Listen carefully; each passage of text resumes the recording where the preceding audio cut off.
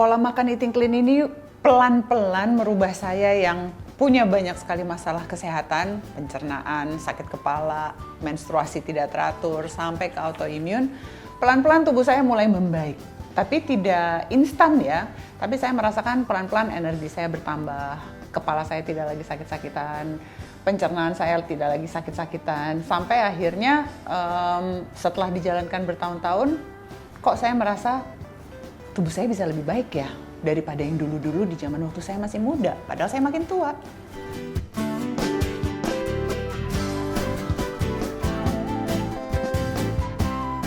Halo, saya Inge Tumiwa Bahrans, penulis dari serial buku Eating Clean dan founder dari Project Eating Clean. Saya pengen cerita bagaimana Eating Clean merubah kehidupan saya dan saya ingin berbagi bagaimana caranya menjalankan pola hidup yang sebenarnya sederhana ini kok.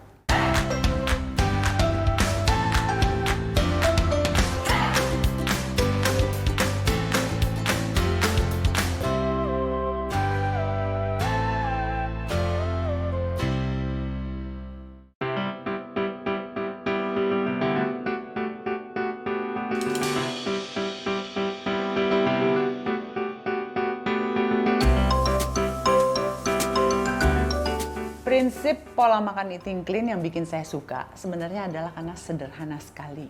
Kita hanya disuruh makan makanan natural yang dihasilkan oleh alam yang minim toksin atau racun buatan manusia. Jadi minim pestisida, kimia-kimia yang dikasih di pabrik, minim itu aja.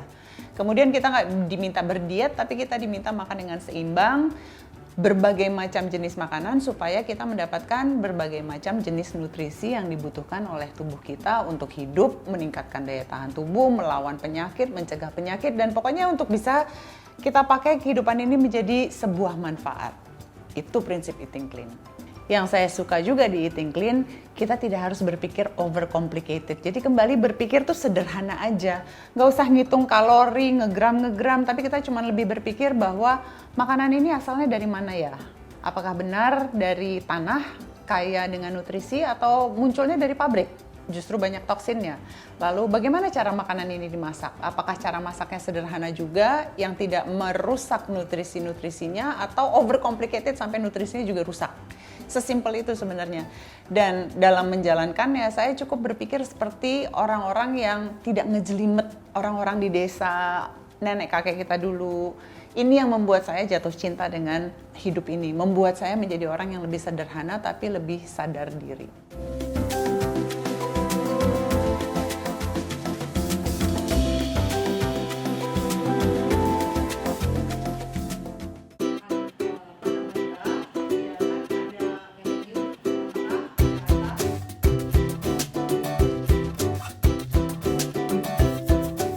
Memasak dalam pola makan eating clean sangat-sangat dipertimbangkan, sangat-sangat penting. Makanan yang terbaik adalah makanan yang dimasak oleh kita sendiri, di dapur kita sendiri. Kita bisa tahu persis apa yang kita pakai, kita masukkan.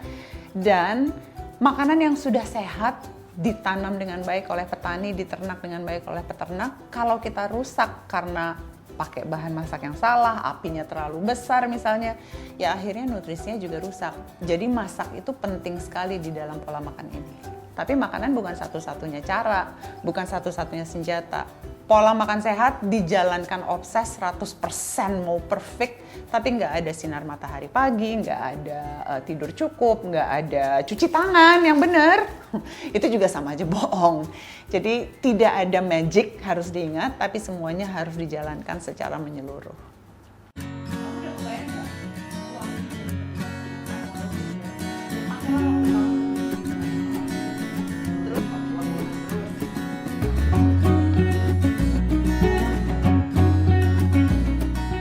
Dulu aku hidup seperti semua yang hidup di zaman modern deh. Aku senang yang instan-instan, aku senang yang manis-manis, aku senang yang gurih-gurih. Semakin makanan itu murah, semakin banyak porsinya, wah itu pokoknya yang aku kejar. Tapi semua itu pelan-pelan berubah setelah aku mempelajari apa sih sebenarnya hubungan antara makanan dengan kesehatan mental, pikiran, tubuh, organ, hormon, dan lain-lain.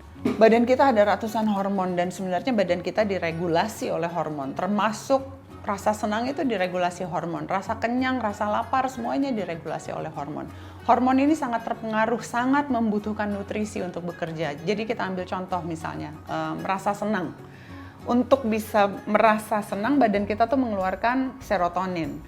Serotonin diproduksi secara natural di dalam otak. Untuk memproduksinya, otak kita memerlukan vitamin D, vitamin B, memerlukan omega 3. Kalau kita makan makanan yang minim vitamin-vitamin ini, otomatis apa?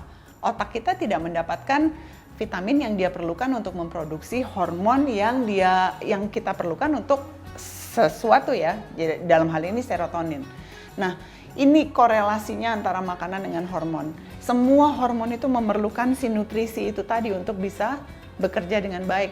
Tanpa si nutrisi ini otomatis hormon-hormonnya juga mulai tidak bekerja dengan baik. Tidak terproduksi dengan baik. Dan kalau hormon yang meregulasi tubuh kita tidak bekerja dengan baik, otomatis seluruh fungsi tubuh kita juga mulai berantakan nih. Waktu saya mau pindah nih, hijrah ke pola makan sehat.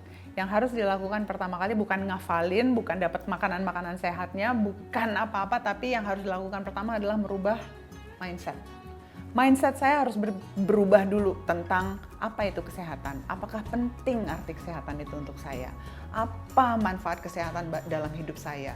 Itu harus berubah dulu. Kemudian mulai berubah pandangan tentang kenapa sayur itu penting. Jadi dari yang pola pikir tidak menghargai, berubah dulu menjadi pola pikir yang menghargai. Kalau pola pikir sudah berubah, kita dengan gampang bisa mulai melakukan tindakan-tindakan kecil setiap harinya, merubah kebiasaan-kebiasaan lama menjadi kebiasaan yang lebih sehat. Kita harus merubah dulu mindset kita dengan hal-hal yang sangat mendasar.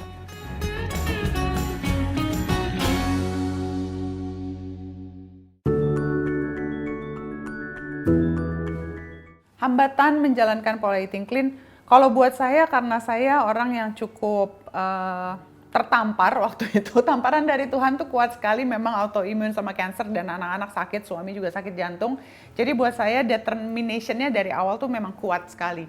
Saya mau belajar untuk tahu dan saya mau membantu diri dan keluarga. Hambatannya bukan dari dalam diri saya, hambatannya datang justru dari si orang-orang yang mau saya bantu. Misalnya anak, diajarin makan sayur, nggak mau makan. Diajarin makan nasi merah, nggak suka. Tapi hambatan-hambatan ini saya hadapi aja terus pelan-pelan, jangan memaksa, kemudian dikasihnya bertahap.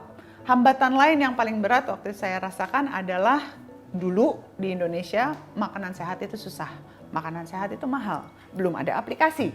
Petani-petani yang organik itu jarang, jadi makanan organik itu mahal sekali dulu. Sekarang yang saya rasakan jauh lebih murah, jauh lebih mudah diakses. Ada aplikasi yang bisa sayurnya dikirim ke rumah, ya kan? Hambatan ketiga yang paling bikin saya nyaris putus asa, tapi akhirnya justru paling bikin saya kuat, if something doesn't break you, it makes you stronger aja deh pokoknya ya, adalah social bully. Social bully dari teman-teman sendiri, dari keluarga dekat sendiri yang tidak mengerti, yang mindsetnya tidak ikut berpindah bersama kita. Karena kita hidup di zaman dimana bahan pangan itu ada dua macam. Bahan pangan yang memang alami, diciptakan oleh Tuhan lewat petani, peternak yang melakukan pertanian dan peternakannya secara alami, mendapatkan nutrisi alami dari tanah. Tapi ada bahan pangan yang dibuat oleh saintis di pabrik, bentuknya sama, kandungannya bukan nutrisi, kandungannya justru toksin. Bedanya apa sih? Sama-sama ngenyangin kan? Bedanya yang satu yang masuk adalah nutrisi, otomatis membantu kita melawan penyakit. Yang satu lagi masuknya racun, otomatis justru memupuk penyakit. Sangat mendukung produk lokal. Kenapa? Karena dalam pola makan eating clean kita sangat mendukung makanan tuh yang alami dan segar. Kesegaran sebuah makanan, sayuran atau buah semakin segar, semakin alami, berarti kan nutrisinya juga semakin tinggi.